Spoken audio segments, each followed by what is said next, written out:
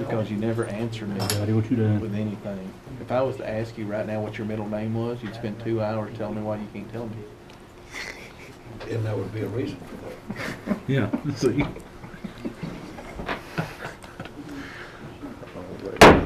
We call to order tonight's meeting of the Portland City Council. It's our first regular scheduled meeting for the month of December 2013. We're honored tonight to have with us Brother Jeff Stresshoff from our local Methodist Church. Would you please stand at this time?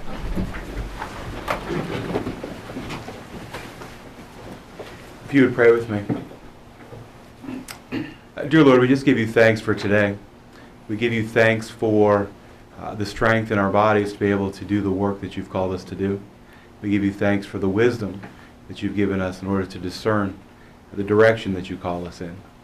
Lord, as we've gathered here this evening, we just pray that you guide us, that you open our hearts as we make decisions with our minds, to do things, to say things, to act in a way that glorifies you. We pray all this in your most holy and precious name. Amen. Amen. I pledge allegiance to the flag of the United States of America and to the republic for which it stands, one nation, under God, indivisible, with liberty and justice for all. Thank you, Jeff. Appreciate it. Appreciate all you do for our community and all. Roll call, Ms. King. Alderman Bratton. Alderman Callis. Here. Alderman Harbin. Here. Vice Mayor McDowell. Here. Alderman Menace. Here. And Alderman White. Thank you. We do have a quorum for tonight's meeting. Next, we need approval of the minutes of November the 4th and 18th meeting. Do we have a motion to approve the minutes? So moved. Second.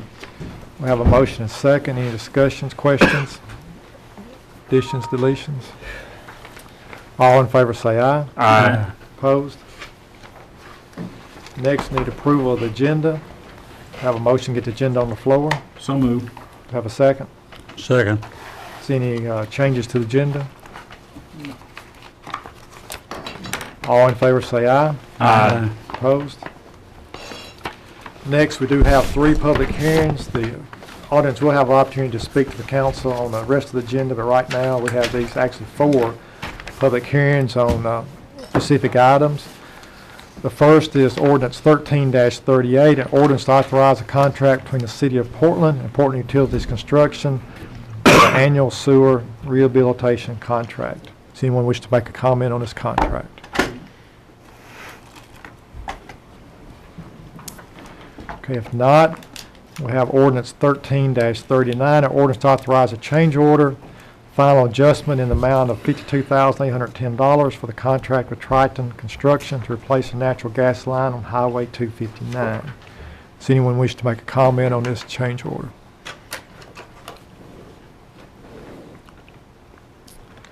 Okay, if not, ordinance 13-40. So ordinance authorizing a proposal between the City of Portland and Tennessee Department of Transportation to construct a project in the City of Portland. State project, there's 3 or 4 different numbers, and this is the I-65 interchange from State Route 109 to I-65. It's a contract between the city and the state of the things that we would be responsible for.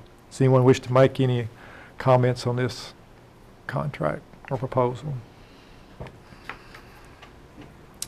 If not, ordinance 13-41, an ordinance authorizing an agreement between the City of Portland and the State Tennessee Department of Transportation for drainage adjustments for the project of State Route 109 near Kirby Drive.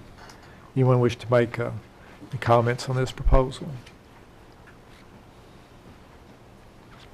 If not, public hearings are closed. We go on next, we have our reports. Do we have a motion to get the reports on the floor? So moved. Have a second? Second. We want to add to the reports, Doug is going to give you an update as a report on where we are on the repairing of the roof at the public safety building. Okay, we haven't tallied everything together and we haven't got a final estimate from the adjuster at this point, but we've been in constant contact with him. I guess, Chief, we did get started putting the roof on today. Did they make very good progress? Yes, sir, they did. They started attaching the clips and found out that they'd shipped the wrong length screws, so they had to make a trip to Nashville and get longer screws, and that delayed them a little bit, but yes, sir, they got a good start today. Okay, we got 3 bids on an emergency basis to get the roof replaced. The low bidder on that was Design Construction. As Chief said, they started today. We actually bought the materials directly from a local supplier, which was Kirby Building. They also provide some engineering on it for us at no cost to help us make sure that we did it correctly, I guess, and got the best roof we could get. In the discussion of all that, they actually had a standing seam roof suggested, which was not the type that was on there. In discussions with the adjuster, we were able to, because of our mitigation on our temporary cost or emergency cost, got him to approve going up to a better roof, which will withstand 90-mile-an-hour winds. So that was a very positive thing. The one thing that is maybe up in the air is a $5,800 item for insulation between the 2 roofs. We have the existing roof. We're going to put back the secondary roof on a standing seam basis. Between that, it was recommended that we put 3-inch insulation. The cost of that 3-inch insulation was $5,800. We are working with the adjuster to try to get that covered under the insurance claim. He feels like it will be, but it's a item of maybe that could get kicked out. We don't know at this point. He has not given us a final number. But anyway, the bid was $54,910 to replace the roof. We also had some temporary costs to try to mitigate the water flow into through the roof of probably about $3,000. We haven't got that bill yet, and of course we had the emergency repairs on the night that we haven't tallied all up. We will have some internal ceiling tiles that'll have to be replaced, and probably I don't know if there was one heater that had an issue.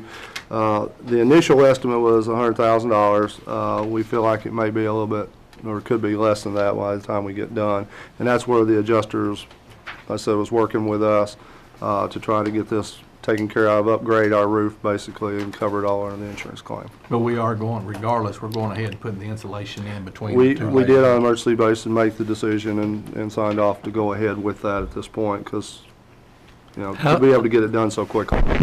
How will this insulate, will it be attached to the new roof or will it lay on the old roof? Basically, I think it's just going to lay, is it not? It's unfaced, 3 inches, it'll lay on the old roof and be sandwiched between it and that. And the reason they recommended that is because the old one didn't have it, and the condensation would build up, so the new roof would condensate and leak on the old one and cause it to further rust and stuff, and then, you know, leak down into that, so that's what they recommended. Yeah. Okay. Any questions on that? Nope. Any questions on other reports or comments? All in favor say aye. Aye. Opposed? Next, we have communication from Mayor and Alderman. Does any of the Aldermen wish to relay anything to the general public at this time?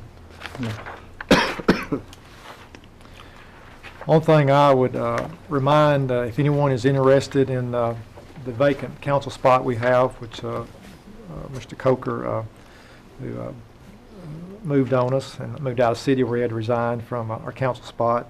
We are taking applications or resumes up until this Friday, December the 6th. So just encourage anyone, if they are interested in putting your name before the council for that position, they need to have it in by this Friday, December the 6th. Does anyone else have anything? No. If not, at this time, we have a period of public recognition. If anyone from the audience would like to address the council on an item on the agenda, you may do so at this time. We ask you to hold it to about 5 minutes. Does anyone wish to address the council at this time on an item on the agenda?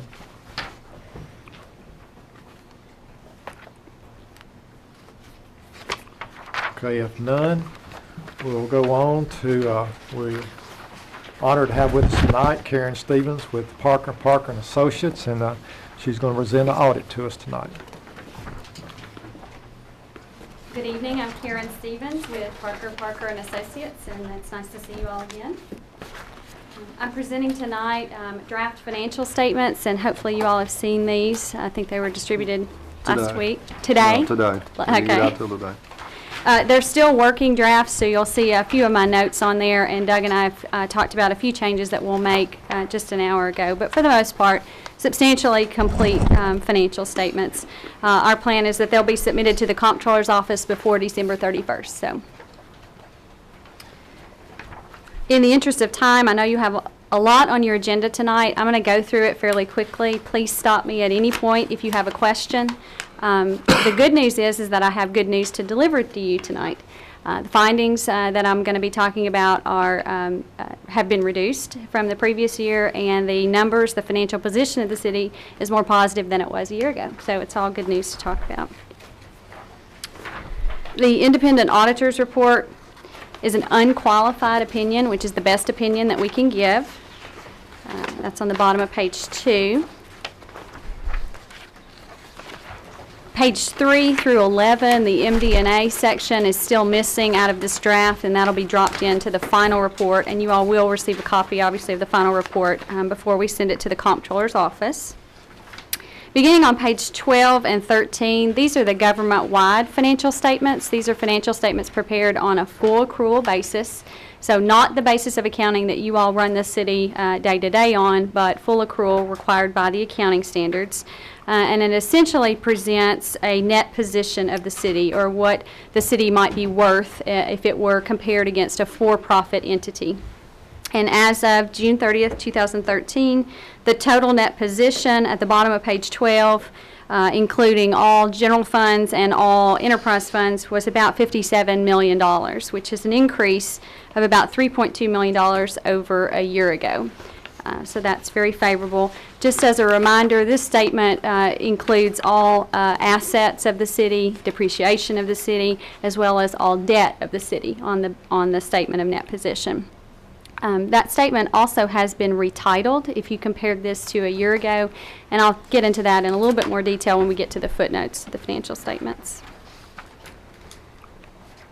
Beginning on page 14, 15, 16, 17, 18, and 19. These are really the financial statements I think you'll find the most useful in this report. They're on the basis of accounting you all budget on and the basis of accounting you run the city day to day on. And you've got presented there on page 14 the general fund, the solid waste fund, and then your non-major governmental funds. And those non-major funds are detailed out in more specific detail on pages 41 and 42. General fund and solid waste are both considered major funds, which is why they're broken out separately. So at the bottom of page 14, you'll see your total fund balances in the general fund. This is a positive number I want to point out to you. At the end of the year, June 30th, your unassigned fund balance is a little over $2 million. And I think that exceeds the goal that you all had set for yourselves. Was it 2 years ago? And it's supposed to be by 2015. You had set a goal of $1.5 million, and you're already at that $2 million unassigned number. So I thought that was a positive to present to you tonight. On page 15, you'll see that the general fund for the June 30th year had a positive change in fund balance of $808,000. You took in $6.8 million in revenue, spent $7.4 million, most of that in capital projects that were funded with almost $1 million in grant money. So at the end of the day, the net change is favorable there in the general fund balance. The solid waste fund took in about $800,000, spent about $1.2, and so the general fund did have to subsidize, as it has done for several years, the solid waste fund, and that net change was $187,000. Page 17, 18, and 19 detail out your enterprise funds, which are the gas fund and then the water sewer fund. The total assets of the gas fund, $14 million, and total assets of water sewer, $33 million. Of course, that includes all of your capital assets. So the majority of that, $36 million of that total, is your the investment you've made in infrastructure for the gas distribution, the new water and wastewater plants, and then the depreciation on those. Again, this statement has been retitled as well, and I'll talk a little bit about that in just a moment. Page 18 shows your revenue, if you will, for the year. Total operating revenue for the gas and water sewer together was about $10 million. Operating expenses were $9 million, and so you had positive income from operations. That's important. You want to see that your rates are covering your costs, particularly in the water and sewer fund, as that's statutorily required by the state. So you all are in good position there. And then after you take out your interest expense, and you did have quite a few grants this year in the water fund because this was the completion of the chlorination, the large chlorination project, and everything associated with that major project. And there was almost $2 million that finished out during this audit year on that project. I know I'm going through these very quickly, but stop me if you have a question. Page 20 is a new statement this year. This agency fund or fiduciary fund, during the audit for June 30th, 2013, the Industrial Development Board issued some conduit debt, and even though the Industrial Development Board is not directly associated with the city, you all acted as a pass-through for those funds, so you received the funds from the federal and state government and then pass those on to the third party, and so because of that, you have to reflect the activity of that. And as of June 30th, all of that money had been passed through except for $2,500, as you can see there. Page 21 and 22 are budget to actual reports for the two major funds, the general fund and the solid waste fund. And this is a last minute change that we've made today. So in the final report, you will see that the general fund, I had a number incorrect in there, and the general fund is actually not over budget, so that will change in the final report. Starting on page 23 all the way through 39 are the footnotes to the financial statements, and I'd just like to point out a couple of changes from previous years. The first one is in the third paragraph there on page 23. You all follow governmental accounting standards, and there was a new standard that you've adopted for the June 30th year, that's standard number 63. The standard basically redefines two categories that show up on this new statement of net position. They're called deferred inflows and deferred outflows.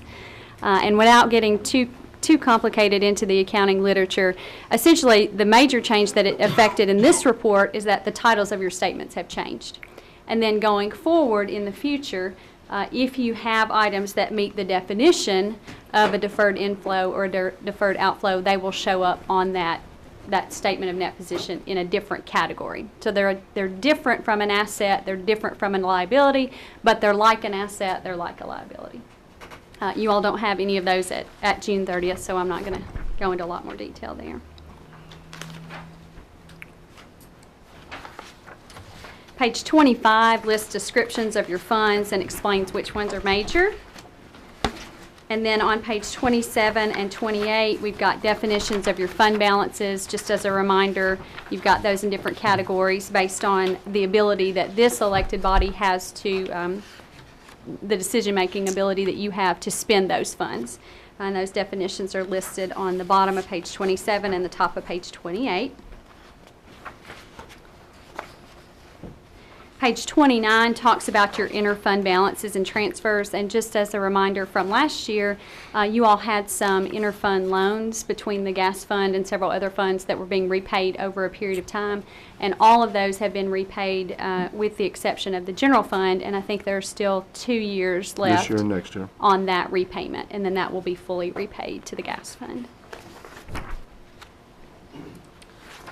Page 30. Bottom of page 30 and the top of page 31 is just a quick summary of the change in the capital assets for the year, and those are divided into two categories. Governmental activities would be the general fund, and all of the other governmental funds, and then the business type includes gas, water, and sewer. Had a lot of capital activity during the year, a lot of grant activity, which resulted in the completion of and construction of a lot of assets during the year. The airport, major renovations at the airport were completed during this audit year, as well as the coronation that I've already referenced. So. And then page 31, 32, and 33 all talks about debt, but there's another schedule that I think I refer you to every year that's on page 48, and it details out all of your outstanding debt and when it will be repaid. So any questions about outstanding debt, I would reference you to page 48 there. I think there were 2 new debt issues during the year, one for the purchase of fire truck and capital leases for some sanitation equipment. Page 35 is a footnote about the pension with the Tennessee Consolidated Retirement System. I point this one out for the reason that 2 years from now, there's going to be a new accounting standard that is required to be implemented by all cities in the state of Tennessee, and the state of Tennessee itself is actually implementing it next year. And essentially what it says is that if you have unfunded pension liabilities, that you have to capture those liabilities and record those on your balance sheet. That'll be that full accrual statement of net position, that first couple of pages that we talked about. That would be an adjustment, just like we adjust capital assets, just like we adjust debt. But I wanted to point that out so that you can see as of June 30th, 2013, that at the top of page 36 right now, your funded ratio is 90.24%. So you've got about a 10% unfunded liability on your pension plan at this time. And that's not a result of you not making payments that TCRS has billed you for, but it's a result of what they billed you not equaling what your liability, your actuarial liability is right now. So I point that out just to say that you may have some liability to record 2 years from now, and that liability is directly tied to this funding ratio. You might speak to that percentage in relation to what we're seeing out there now with a lot of industries. Yeah, 90% is a very adequate funding ratio. When compared to other cities in Tennessee, most of the cities who have paid all the bills that TCRS has sent them over the years have maintained a relatively high funding ratio. I've seen some even as high as 98%. And some of that also has to do with if you have people who participate in the plan and then leave before retirement and forfeit funds, then the city can use those funds to help this funding ratio. But that 90% is not something necessarily to be concerned about.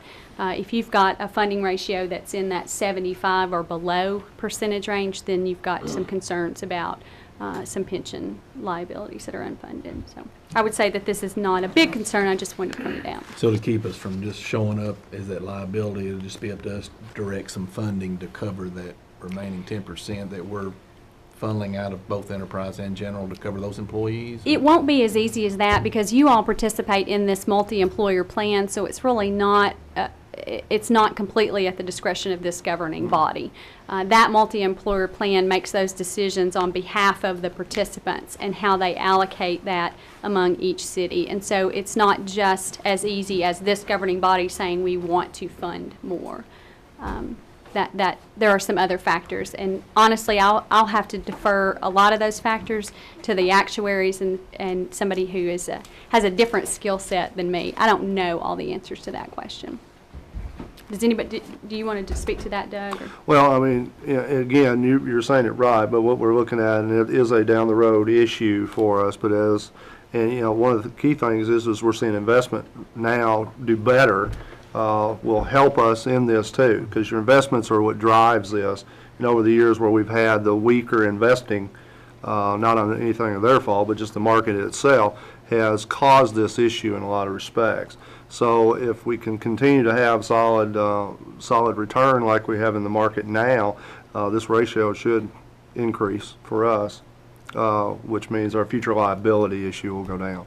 But they will recapture that based on billings in the future. That's right. My understanding is that the state is going to be doing actuarial analysis every year. the state has to deal with this issue in the fiscal year that they are in right now. And so they're working on that at a state level right now, and then the various plans that are affected by the state, and then that'll trickle down to the cities the year following. So I would expect that you'll probably have an increase in your amount that they're going to be asked to fund to the plan. Well, that's what I was wondering, because I know that the more liability we have, the less borrowing power that we have because of our rating. So I didn't know if it was something we should look forward and start putting some money back. You know, there's some things and I know Tim's not on our board now, but some things we've talked about in the past about trying to do that because we knew this was coming. And so I just didn't know how to go about handling it in the future. And our financial position, improving like it is, will allow us to not have a major issue here. Yeah, I think that's going to have as much of a positive impact as not funding this.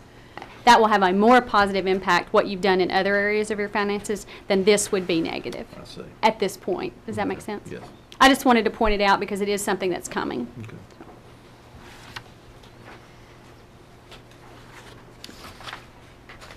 On the top of page 39, one item I just wanted to point out, we do have a footnote in there about a contingency, subsequent event. I think this may be addressed, and Mayor, you may speak to this better than me. Is this going to be addressed at tonight's meeting? No, it'll be No, Next meeting. Okay, so you all are going to address some things, I think, in your next agenda that will may affect this footnote. But we do have this footnote in here about what we think is appropriate as of tonight. So I just want to point that out. And then finally, that note 11 is talking about that pension standard number 68 I made reference to that's coming in 2 years. And there's just a note there that says that that is coming, and be aware of it. Okay, I think I've hit every page up through 49. We've got some schedules in here that the comptroller wants to see every year about your property tax levies. They ask us to provide you, or ask you to provide your utility rate structures, and that's what's listed on 49, 50, 51. And 52, this is the new reporting model that the state is using to analyze water flow of the city. And I think you all did this a year ago. And they want to see that schedule in the audit report. And then where I'd like to spend the rest of my time is beginning on page 53 are the findings. So as a reminder, we did 3 audits as part of this audit. The independent audit of the financial statements.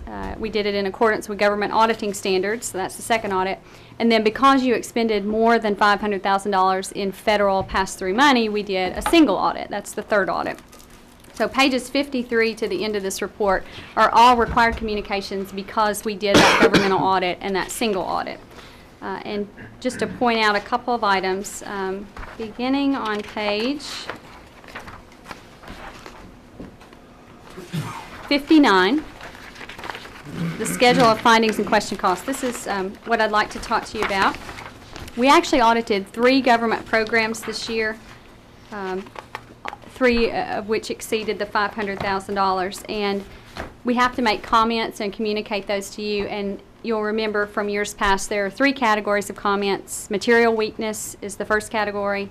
Significant deficiency is the second category, and then just other findings or comments that are really just our suggestions. So the material weaknesses, in times past, you all had several of those in your audit reports over the last couple of years. I'm very happy to report that this year, all of those have been corrected with the exception of 1. And it's not an exact repeat of years past. It's actually a modification of what had happened in the past. And so findings about cash receipts and cash disbursements being material weaknesses have gone away. So that's very good news. The city's made a lot of improvements to its internal control process over the past couple of years, and the result of that is fewer material weaknesses presented. I would point out, and I'm not going to read this, I'll just kind of hit the highlights. The only material weakness we've presented this year relates to segregation of duties between payroll and human resources. And there's been a lot of changes in that area over the last year. I know you all have hired a human resource director. And these are things that we saw that existed during the year that we audited, but many of those have already changed even as of now. I know you've put a lot of these recommendations into place, but they existed at June 30th, which is why we have them here. So overall, what we're really talking about is making sure that there's separation between the maintaining and the authorization of rates, and then the calculation of just the routine payroll. You never want one person or one individual to have the authority to both change rates and change time. So if I'm calculating my paycheck, there's two components to that: how many hours I worked and how much I make per hour, or how much my salary is. And so you always want to keep those duties separated. And so that's what this funding is related to. It's just restructuring now that you have a human resource department in place again, separating those duties out between the finance department and the HR department in an appropriate and efficient way. So we've got some items to consider there. And that total amount that we're talking about, I found this to be an interesting number for June 30th. The HR and payroll actually processes about $5.4 million worth of payroll every year. That's payroll taxes, benefits, all those numbers put together. And so it's a very large dollar amount that we're talking about, and that's why it rises to the level of material weakness. The view of management and the planned corrective action there is highlighted because it's not what management's response is going to be for the current year. And Doug and I were just talking about that. Do you want to address that now, or? Well, we can, but, you know, a lot of the things have been put in place with John now actually has control of inputting the rates as opposed to payroll, which is really the major issue here. And so that change has already been taking place. So you have to remember, too, last year when we did the audit, it didn't end until January, so a lot of changes didn't get effectuated quickly enough to not meet the June 30th deadline. So, but we are, at this point, with discussions, adhering to the segregation issue that we need to. Yeah, so hopefully if we're back a year from now, that finding goes away. So, finding 13-2, budget violations. There's actually one that's going to be presented in the final report. The airport fund was over less than $1,000. It was a very small amount, but it did exceed the budget. So I guess the action will be to do an amendment. Yeah, and this is just on the expenditure side when we're looking at it. And when we did the last budget amendment, I was looking at that contract on the road work and thought we had enough estimated to cover it. But when we got the invoice from them, the billing, we missed it by $1,000. They had $1,000 more. Now we got the funds also, but as far as the requirement is to appropriate before spent, and we missed it by $907. All right, and then the last finding, 13-3, the purchasing policy. This I'll just explain to you very quickly. Since you all are under private charter, your purchasing policy comes from two sources. Number one, your city charter, and number two, your municipal code. I'll point out a couple things about that. The charter and the code right now do not read the same way. There's different language in both of those documents. And in particular, that different language has to do with dollar amounts. So when do we do a competitive bid? When do we issue a purchase order? Those dollar amounts are different between your two authoritative documents. So one of the suggestions here is just to clean those up and make sure that those two documents do say the same thing, are consistent. The finding here actually relates to one of the exceptions. In both the code and the charter, it indicates that the city is allowed to purchase second-hand merchandise, and that can circumvent the competitive bidding process, so it doesn't have to be publicly advertised and it doesn't have to be let out for bid. But the second-hand vehicles have to be purchased from a federal, state, or other local governmental unit.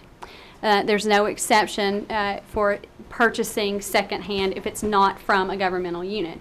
And so what we found during the year were some city vehicles, I think these were all vehicles, that were purchased secondhand, but they were not purchased from another governmental unit. And so according to the city charter and the municipal code, they should have been competitively bid. Bob Frensley and the one from Florida, the two, all in place. When we were, it was kind of funny because when we were looking at doing some of these, we had some of the, I think Brian brought up some of the questions we were trying to ask ourselves. You know, how would we go about competitively bidding used vehicles? Because we were trying to save money and looking at a way to do that. But I'm sure, I guess we'll figure that out, how to do that. I'm not sure how, but we'll figure that out. I think your next comment might help us address that. That's exactly right. My next comment, which is is still in a little bit of a draft form here, but there's two recommendations. The one I've already pointed out, which is make sure that your governing documents all say the same thing, that they're consistent. Make sure that everybody knows the policies and procedures so you don't have violations. But the most important thing, I think, is look at and consider updating those purchasing policies. One of the, and I don't remember which is which, one of them has competitive bidding at $3,000. One of them has it at $5,000. And so any purchase that the city makes in excess of $3,000 or $5,000 is supposed to be competitively bid under your laws today. Because you are a private charter, you can go up to a much higher dollar limit, actually $25,000 with an 8%, 10%? 40% of that, $10,000. $10,000, yes.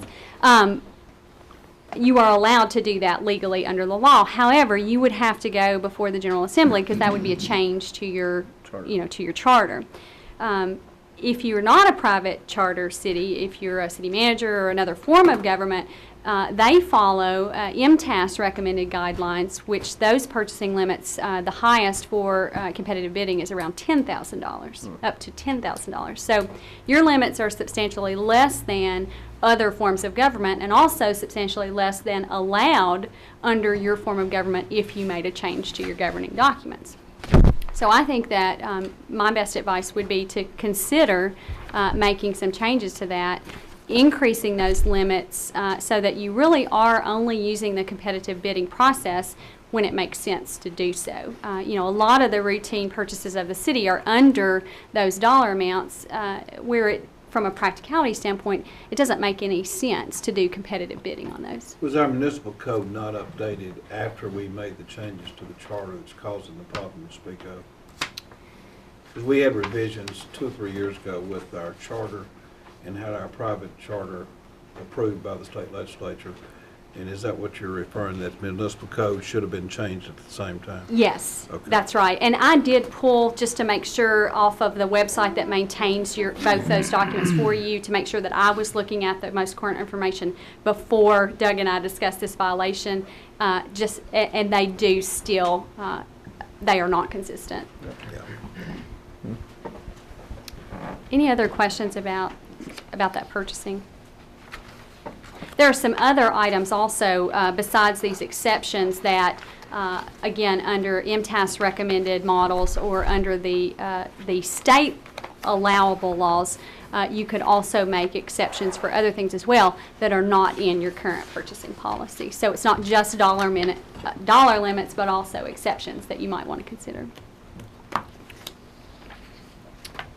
All right, and then the last item that I'll point out, back on page 57 and 58, that's just resolution of the findings that were presented a year ago, and I already pointed out that those were corrected, but they are included in the report. So, all right, any other questions that I can answer? Thank you for letting me be with you, and my contact information is on the letterhead, and Doug knows how to track me down if you have anything else you need to talk about. So, thank you. Appreciate it. Thank you. Thank you, Karen. We do appreciate it. Just like to say there was a concentrated effort this year by all departments and all to try to get these items off of here. I think we've done a good job, so I'd just like to congratulate our department heads and council and everyone for working hard this year to get things in better order. And of course, the financial is results of some things that's been done over the last 2 or 3 years, and it's a team effort, and I think we're looking a whole lot better, and I do appreciate it. Appreciate everybody's work on it. Okay, we'll get into our meeting. I don't think we have anything under planning, Vice Mayor, do we? No, sir, nothing under planning tonight. Okay, we'll go on to ordinance 13-38.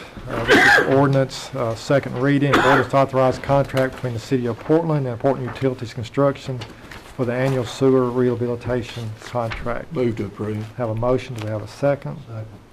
What this is a contract to do line repairs as needed. There is contract amounts in here that was based off of just some footages, but all will be spent as we have problems when we're going through our system that are needed. Is Does anyone have any questions? All in favor say aye. Aye. Opposed? Next, we have ordinance 13-39. It's an ordinance to authorize a change order.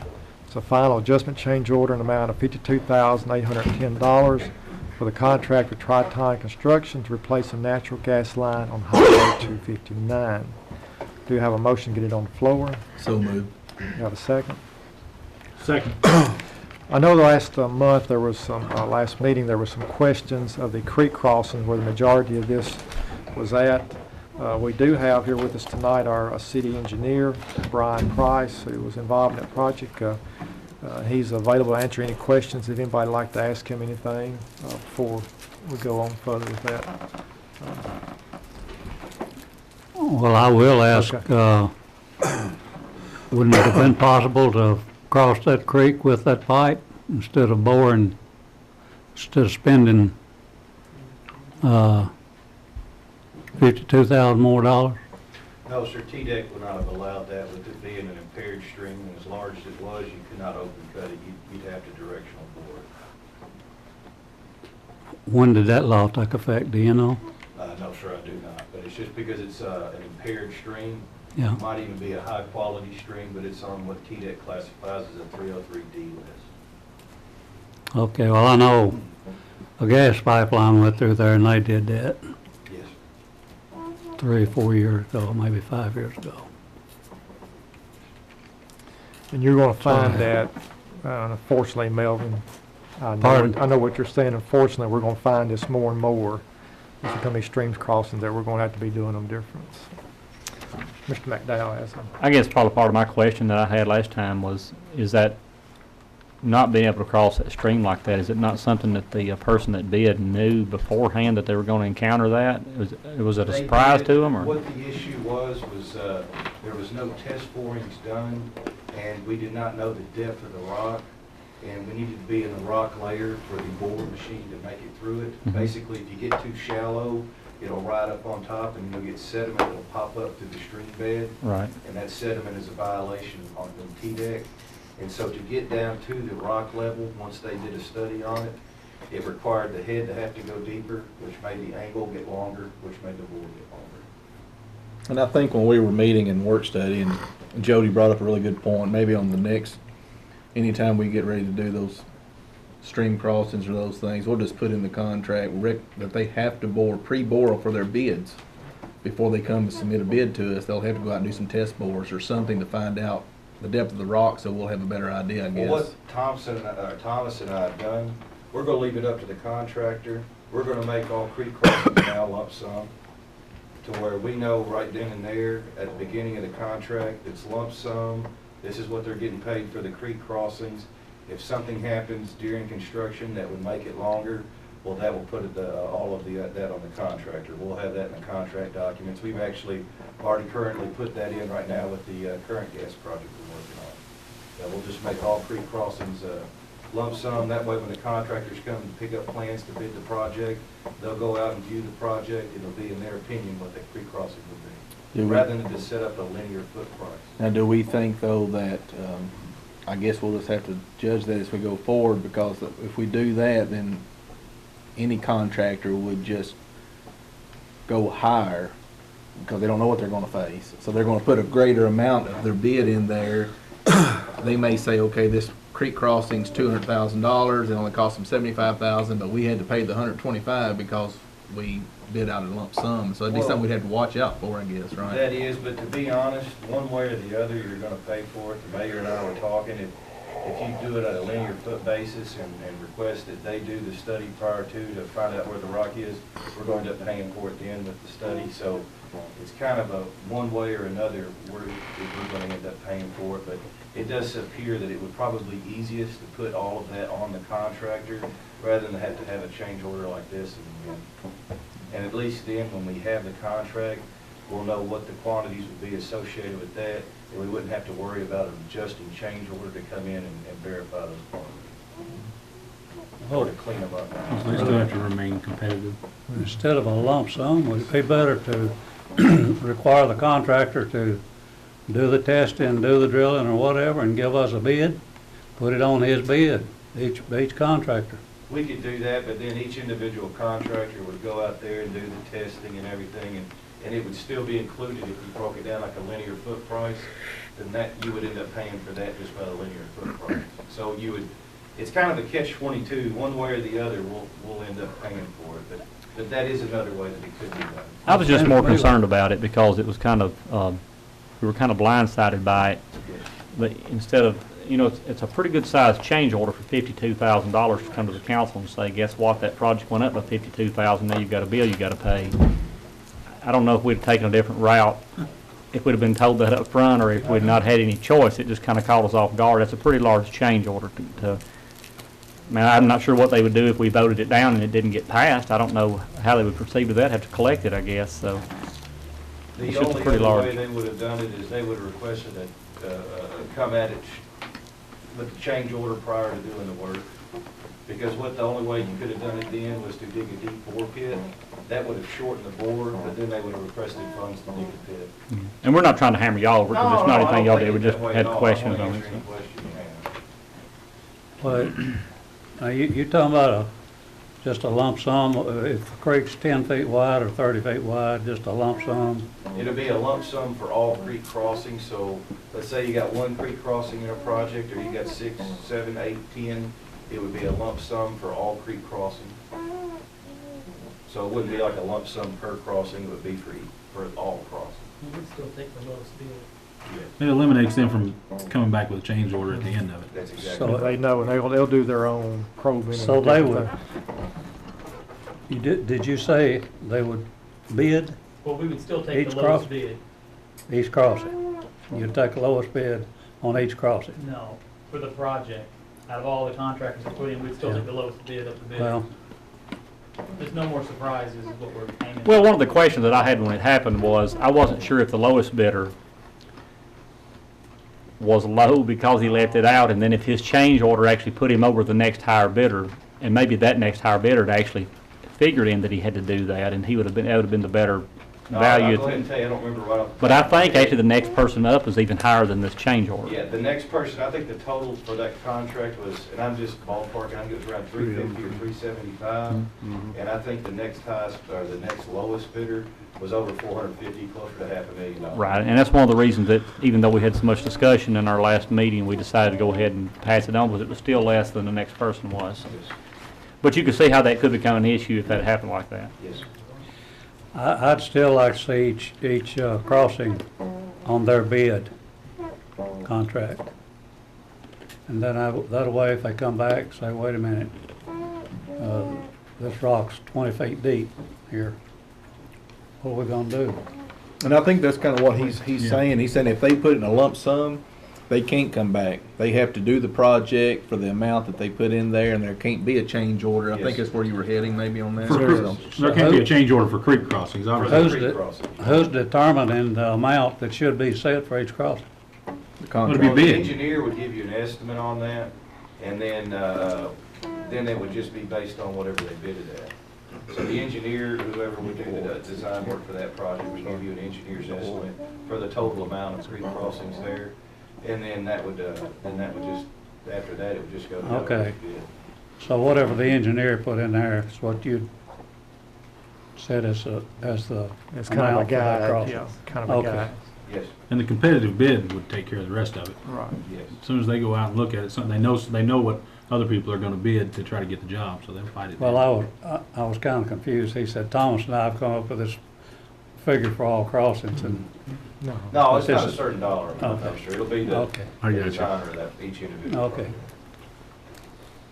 Good enough. Any other questions from either Brian or Thomas? Any other comments? All in favor say aye. Aye. Opposed? Next, we have Resolution 13-119. It's a resolution to approve a purchase from Medora Corporation to provide high-quality freshwater circulation equipment, solar bees for the city lake. Move to approve. Have a motion to approve. We have a second. Get it on the floor. Second. This is for 2 solar bees at the city lake to help with the quality of water.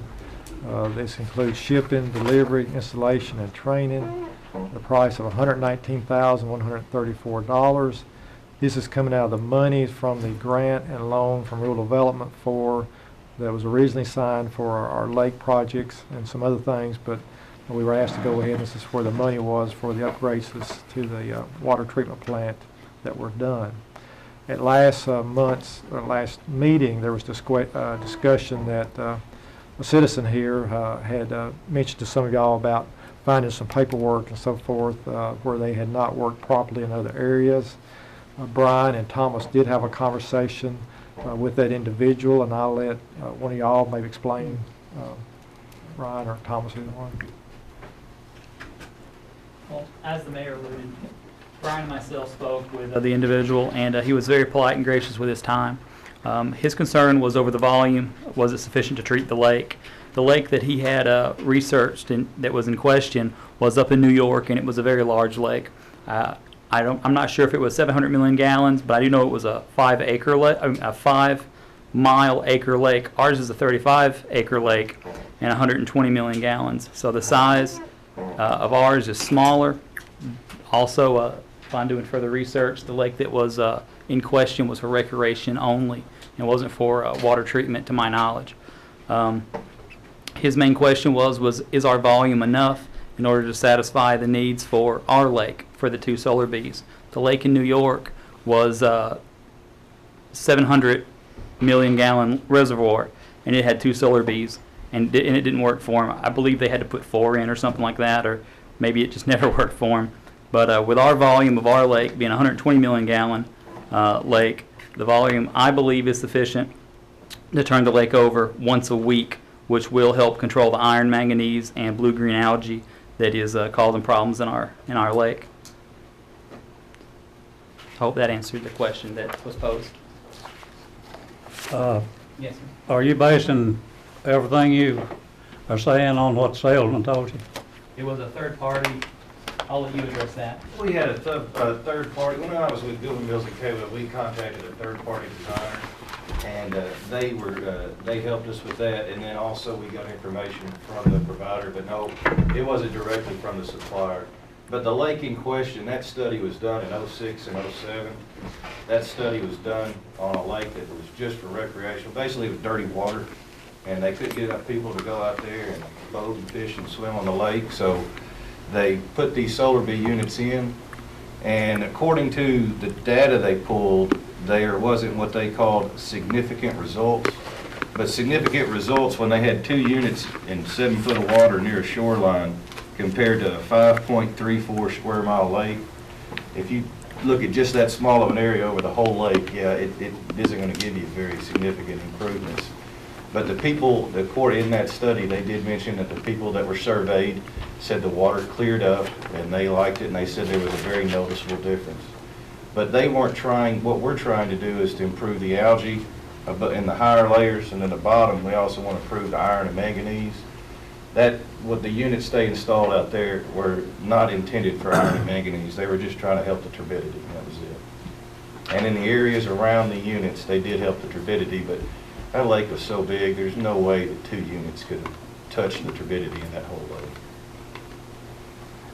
So these are a different design than the one? No, I don't know, because that was '06 and '07. Those were just 2 units.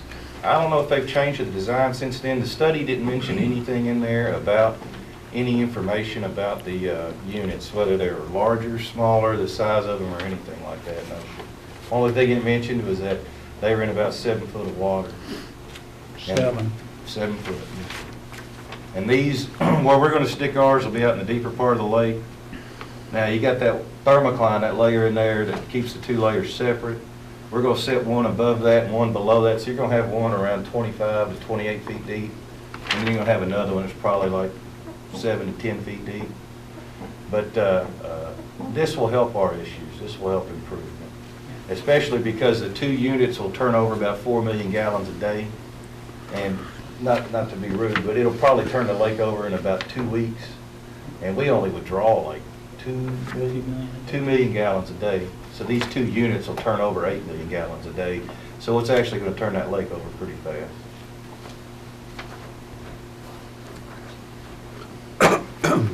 Any other questions or comments? If none, all in favor, say aye. Aye. Opposed? All right, thank you. We look forward to that and helping with our water issues. Resolution 13-120. It's a resolution authorizing purchase of a Henderson FSP 8-foot salt spreader for the City of Portland Street Department. Move to approve. Have a motion approved. We have a second. Second. In going over the equipment list and getting ready for the winter, something we needed. We normally would have brought this to work study, but we felt like we needed to go ahead and get a move on this. So I'll let you kind of explain what's going on. Currently what we have is, for fighting snow and ice on the roads is two flatbed trucks that have salt spreaders inside of them. We had a salter spreader for the dump truck. The dump truck salt spreader, we realized this year, was rusted away, broke, and didn't work anymore. So I had Mr. McGuffey get me some prices on replacing that salt spreader for that dump truck. The biggest fear for this winter is it's going to be a cold, wet winter, even though it was 50 degrees today in December. But it's rained at least once a week for the last month. So we all got the feeling it's going to be a bad winter with a lot of snow and ice, and we want to be prepared for it. And this is a replacement for a broken salt spreader. What's the cost of it? Okay. $4,900. $4,950. So it don't have to be bad then. They had gotten some other prices, so that is the best price for what they've got. Any other comments or questions? All in favor say aye. Aye. Opposed? All right, thank you. Next, we got one item under public safety. Mike, do you want to? Resolution number 13-121 is a resolution authorizing a change of the speed limit on Riggs Avenue, Reed Street, and Morningside Drive from 30 to 20 miles an hour. I'll move to approve to get it on the floor. Have a motion. Do we have a second? Second. All right, comments and discussion. I guess I need, all three of these don't ring a bell. I know we talked two of them, but I guess I'm missing. I remember talking about Riggs. Reed and Morningside, but I guess I just didn't remember Riggs. Is that me or that? Well, I remember Riggs and not the other two. Oh, I'm Reed. Well, there you go. We were talking about several things at once during Yeah. that time, but no, those are the three that we gathered from the meeting that were suggested. Were these the three roads? Actually, the chief brought these to our attention. Yes, Wasn't the chief brought Bill? And he felt like there was a public safety need there about these. And you realize Reed Street is actually split by, we have two Reed Streets. Is this going to be the whole thing or the one section or what is that? Well, that's Two something I Reed guess we Streets? need to, Yeah, off of College Reed. Bill, is it gonna be turns, goes Victor back Reed over or to two? McLaughlin, What we and you call, got I guess, Reed that Victor runs Reed in or behind part the of police it? department. There's two of them. It's the one that runs from 109 to Victor Reader, or to, So in behind the police department. In behind the police department. okay, not the other section. No. Okay. That's the one they're addressing. Okay. Okay. The only thing I would ask, and I don't have a problem with it, and if we feel like there's a public safety need there, is that from the time that we put the signs up, that there's like a 30-day grace period from the time the signs go like up a before warning we period? kind of, we just give warnings and stuff like that, let people, know that, because if you live in an area, you've been used to it for years, you don't look at signs anymore. You just know that's the speed limit. So anytime we change the speed limit on something, I'd love for it to just give a 30-day grace period after the signs are installed and just hand out warning tickets and let people be aware of it before we ever start enforcing it. That would be my only preference. And I know we discussed this in line with this also. Can we get the police department to check into the cost of one of those portable radar units that sits on the road that There's somewhere in the neighborhood, $4,000, $3,500. Because we need the kind that shows what the speed is and what you're actually doing. So that'll be a a help in those areas like that. It would be. In Why don't case you, their teams know they've see if changed. you can get some actual pricing for this coming Monday night's work study. And Patricia, put that on the work study. See if y'all can get. Thank you, Dewell. All right, is there any other questions or comments? All in favor say aye. Aye. Opposed? Next, we'll move on to the legislative part of the meeting. We have ordinance 13-40. It's a second reading. It's an ordinance authorizing proposal between the City of Portland and Tennessee Department of Transportation for the construction of the I-65 interchange from existing 109 to Interstate 65. Do you have a motion to get it on the floor? So moved. Have a second? Second. What this is a proposal, an agreement that we've signed several times for TDOT projects of what we're responsible for, and they are, and so basically just the standard items that we normally do. And I know they are offering people, meeting with people, and starting to purchase the right-of-way on this project. Any comments or questions? Is any indication when this project might start? They have it, was at the meeting the state had up here about a month or so ago. I think they have a letting set for August or September, I believe, of next year. That date is September, it's like the middle of September. yes. Right, it's the actual bid day. So they want to have all the property purchased, I believe, by May. What kind of a goal they're set, so. All right, all in favor say aye. Aye. Opposed? Next, we have ordinance 13-41. It's an ordinance authorizing an agreement between the City of Portland and the State of Tennessee Department of Transportation for a drainage adjustment of the project on State Route 109 and Kirby Drive. Move to approve. Second. What this is when they put the signal up and did the turn lanes, they actually created a little bit more of a drainage issue on National Barn there, so they're going to come back and do a drainage adjustment for that project. And also, we are checking with them on the turn lanes that also that we talked about last meeting. So any comments or questions? All in favor say aye. Aye. Opposed?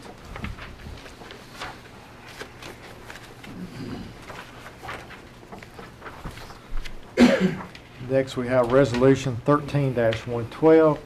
It's a resolution amending all job descriptions to say that they require a valid driver's license to be a valid Tennessee driver's license. You have a motion, get it on the floor. So moved. Have a second. Is any comments or questions? Like I said, I just have a little difficulty with it, and I guess I understand the philosophy behind it, but like I said, I would kind of hate to know that there's a good employee 2 miles from here with a Kentucky driver's license, and he couldn't work for the City of Portland. I'd be fine with it saying that have a valid driver's license. I have no problem with that, but just to say that he has to have a Tennessee, I'd hate to restrict somebody from, trying to better themselves and better their family, so I just couldn't be for it. And this is to say that all job descriptions that require a valid driver's license say that it's a valid Tennessee driver's license. Correct. That's what was brought out of work study. And I got a question about that. If you have a valid CDL driver's license, does it necessarily have to be? Can't you have a CDL from another state and live? Like, couldn't they live here and have a valid CDL driver's license from somewhere else? I don't think so. I think it has to be the state of their residence. Is that how I was believe. thinking there was a Dual, do you crossover. know to answer that, or? It has to be the state that you're living in. And it has to be transferred immediately if you move? 10 days. It is 10 days, okay. Tennessee's 10 days. I was thinking there was some kind of a carryover on that, but if you moved from out of state with a CDL that you had. Now, if you move to Tennessee from another state, you have 10 days to exchange your license. But you don't have to retest, do you, in that 10 days? So that may be what you don't have to retest or I anything. was just thinking there was a different rule on CDL, but I definitely don't know. You would definitely know more than I would about that. All right, is there any other comments or questions? All right, we ready to vote? We'll try it with a voice vote first. All in favor say aye. Aye. Opposed? No. We just got one no. All right, it passes.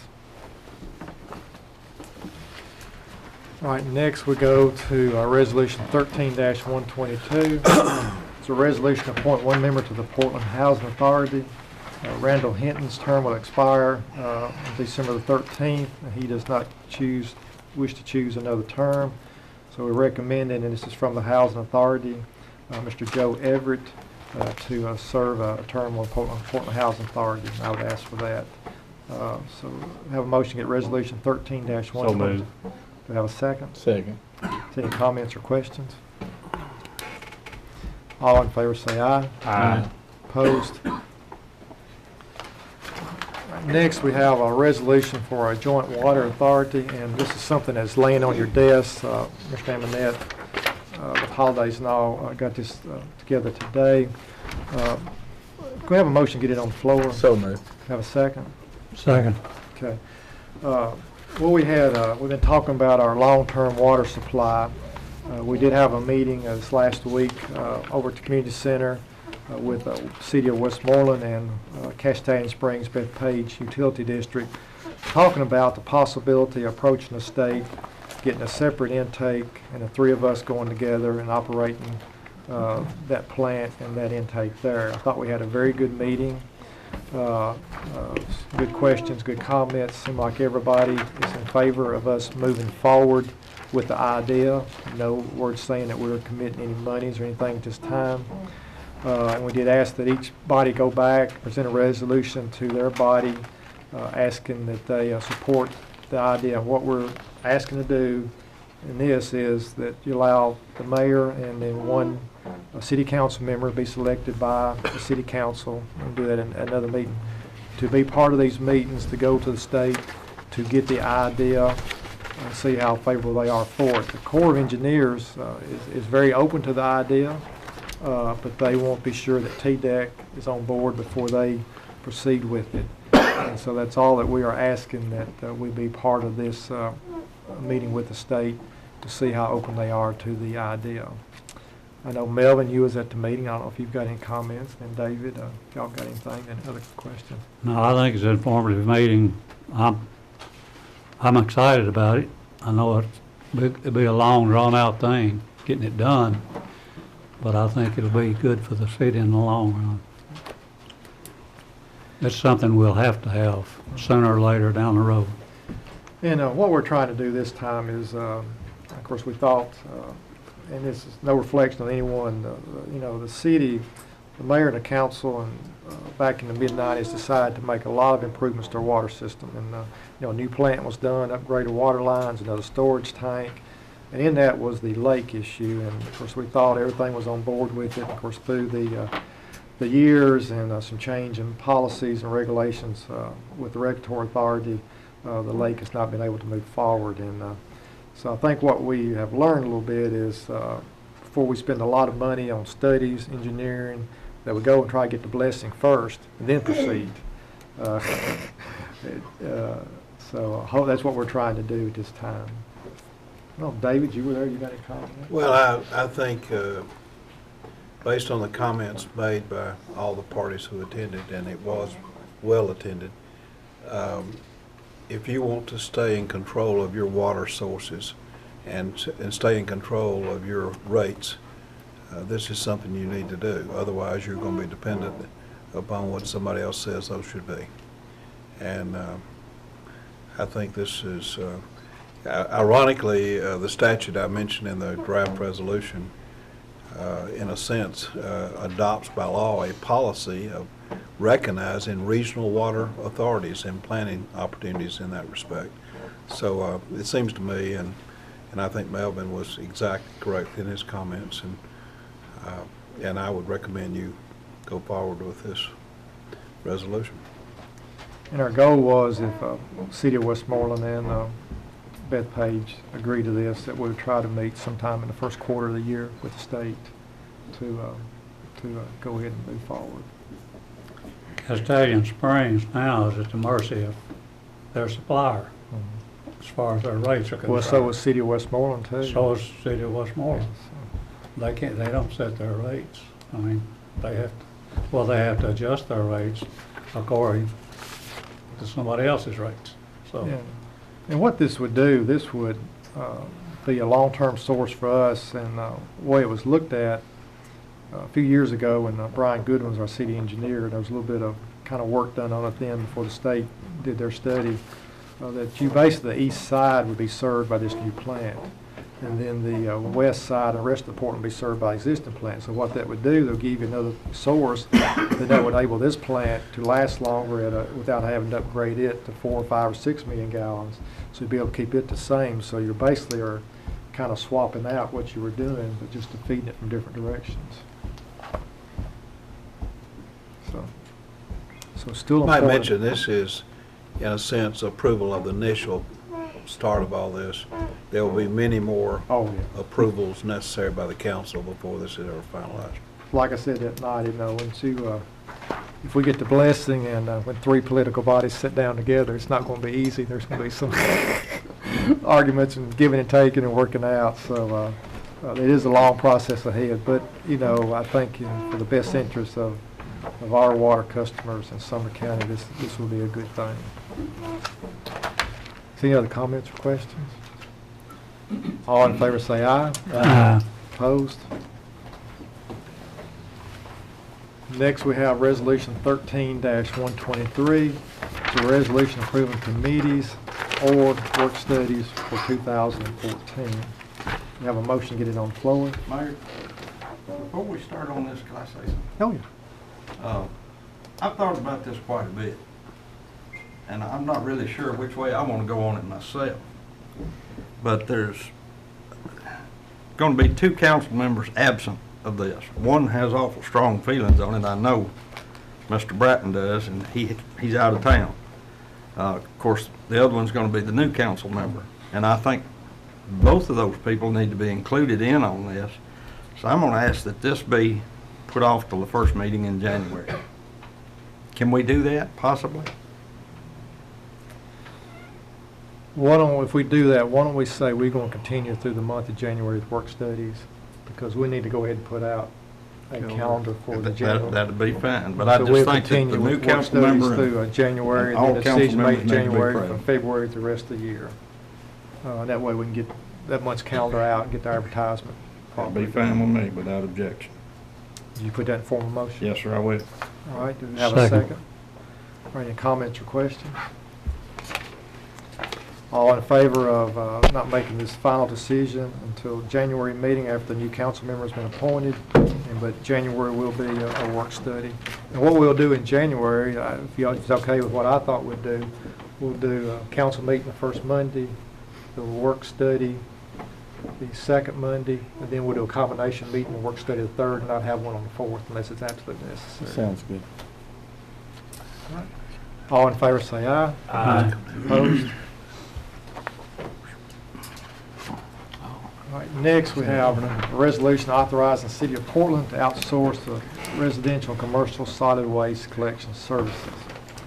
I have quite a bit I want to say. I know Doug and Mike might, but I'd like to go ahead and get on the floor to start that conversation. I make a motion, get it on the floor. Motion, have a second. When we started this process several months ago, probably to the 2 companies out there, it was like a year or 2. We really went into a world of unknown for us. It's the first time we've been through this, and we have. It's been a very educational experience. We have learned quite a bit, and appreciate everybody being involved. The committee, we formed a committee to view these proposals the way they were done, and then we did reveal them to the committee. The council this last month. We met again today. There's been a lot of discussion of how to go about doing this, what's going to take place, one thing and the other.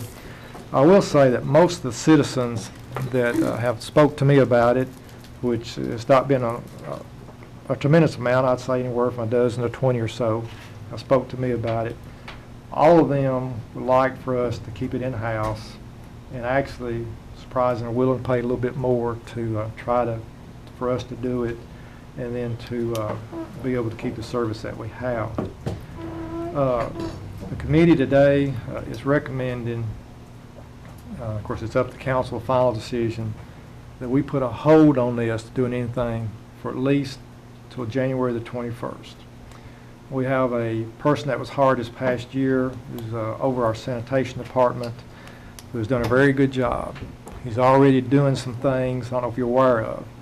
They're already picking up pretty much clean sweep of the city with the junk as they're going, which has enabled our street department. In fact, McGuffey said this last week, I think it was done in a day and a half. It's never been done that with the major items. So it's enabled them to spend more time with the picking up our larger items. There's three things that our department can't control, and maybe some more than that, but that we really need to think about. One is an advantage that both these companies who are here tonight, we appreciate y'all coming, have a little bit of control, is the tipping fee. Right now, we have no control of the tipping fee. That is one advantage that they have. Right now, the department itself has no control over the regulations of what is set out, charging for the second can, things like that, that would be in their contract. So that is something they have no control over as far as extra revenue. And the other thing that they basically have no control over as far as operating department is the labor. And the way we have talked about addressing that is, and what I mean by labor is that we have to have so many people to operate. It's possible we could operate with a few or a couple or one less individuals during the week, or at least certain days of the week than we have now. But with our benefits such as vacations, sick days like that, you can't always be assured you've got many people. So we would need a pool of people to be able to draw from. And we had talked in the past about possible combining our streets and sanitation to be able to have a pool of people to work with every day. And that is something that we still would like to consider at this time. We have talked in the past about a transfer station, which would enable us to possibly cut down on our fee. I think it is something that the council, we need to get committed to take a serious look at, get actual numbers, see if it's actually feasible or not, and that would take spending a little bit of money. Another thing that I don't know if many of you read, but in the TML City and County or magazine that comes out, Covington, Tennessee, and Mike and me have talked about this quite a bit. They are actually burning their brush and their disposal from their solid waste to create electricity, a little thermal plant. You know, I think we have as much brush as they do. The getting rid of our waste at our sewer plant is very, very expensive. I know in this contract, brush is not part of their contract, but when we talk about picking up things, brush is one of our, and we really don't have a true cost of what it costs to do brush and sanitation because they operate out of two different departments. That kind of gets lost in the numbers. And then our numbers, the way we did this year of not going up on our rate but putting in our tax fee, it still kind of gets lost what our actual true number is. So I think, you know, and if we combine the departments, there were people there to help in the streets. The streets is a department in this next year's budget we're going to have to really address. We cut them pretty hard when the economy went down, and we need to look at doing some replacements there.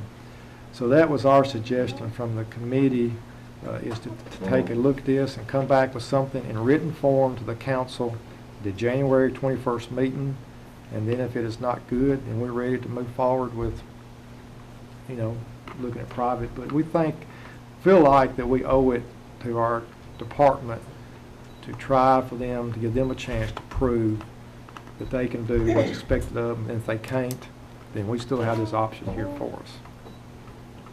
And I'll open that, Doug, or you and Mike, on the committee, if y'all have any, if I left out a bunch or made a... No, I think you explained it well. We've met a few times. We've actually been able to meet with the top two companies. Really appreciate them coming and just kind of sharing with us. And I'll just be honest, their bids was a help to us, because it showed us some areas that we could do better. And I know that's probably not what you wanted to hear tonight, but I mean, really it was a help. Competition helps. And it was a help just looking at some things. We did make some changes in solid waste, and those changes are doing better already. But I like, after our committee has met 2 or 3 times, we felt like that maybe the sanitation, the city, give them to the end of January, come back and bring us a really good proposal of what they're thinking of some things could be. We've already talked with them, we've looked at some stuff. It always comes down to money at the end of the day.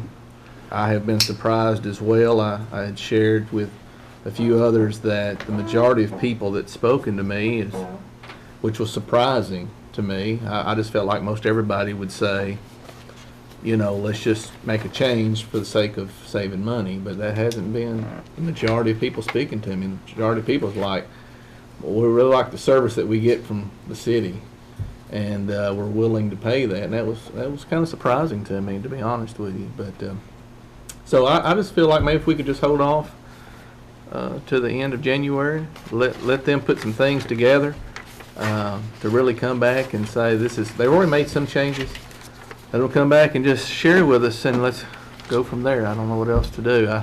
We've gone this far. I don't really figure another 50 days will hurt us too bad. Do we have an idea of what we expect when they come back, so we can tell these guys if they haven't met this I mean, it's expectation, looking then at, we're looking at. I mean, Brian said he'd like to be able to look at redoing the routes where he can work with his personnel a little bit better, getting all the junk, which they're doing. We are going to put some regulations in place to try to help them out as far as some of the excess waste, being have them the authority to keep up with it for, you know, extra can or whatever, be able to charge for that, and just taking a good look at our I mean, we're outdated on our regulations. And one thing, and the mayor brought it up, we can't compete with Tennessee. We're $70,000 upside down already, just going to where we go, and we don't really have no choice in that unless we start moving to the transfer station, which I still believe is a wonderful idea, and one that will be a help to our city one day if we chose to do that.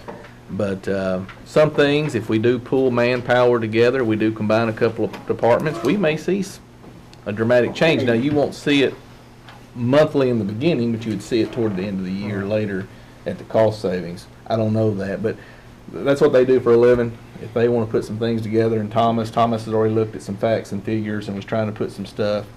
We'll see what we need to do. I don't know. Yeah, I might comment. As our committee met and talked, and one of the individuals on there was a citizen.